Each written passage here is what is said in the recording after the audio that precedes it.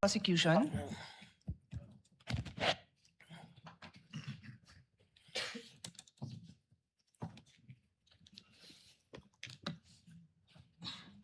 Do you consider Las Canas an important witness for you, for the prosecution? With all due respect, Your Honor, the purpose of the testimony is to present what transpired during the investigation of the Special Task Force.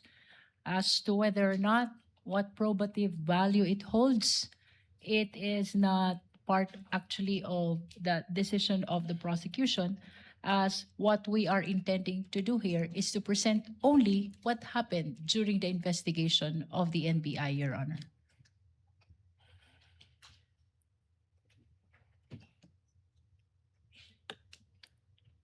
Mr. Presiding Officer, the rules of evidence are very clear. You either present a witness who provides your testimony or you present a document. And in terms of documents, Rule 132, Section 19 says there are two classes of documents, public documents and private documents. Included in public documents are documents acknowledged before a notary public. Yung pinakitang document is not acknowledged by a notary public. Pwede naman din ang private documents, that's the other class. If it can be shown and authenticated in any of the following manner. The person saw the document executed or written. Nakita ba ng witness mo na sinulat yon? Nakita ba niya? Your Honor, we can... No, please answer my question. No, Your Honor. Oh, the next manner of authenticating by evidence of the genuineness of the signature or handwriting of the maker.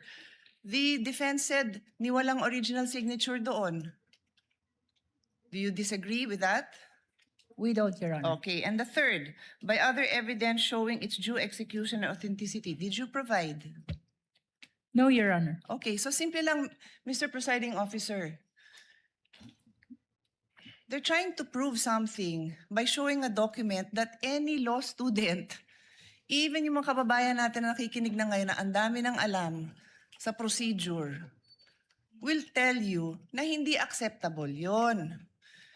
And with all due respect, katulad din nung kahapon na humingi ako ng payo sa inyo, again, I will not name names, we had a discussion in caucus na you cannot unsee what you see. You cannot unhear what you hear. So pinalabas yun. Wala akong problema na palabasin yun, pero do your job and present the proper witness and the proper documentation to do that.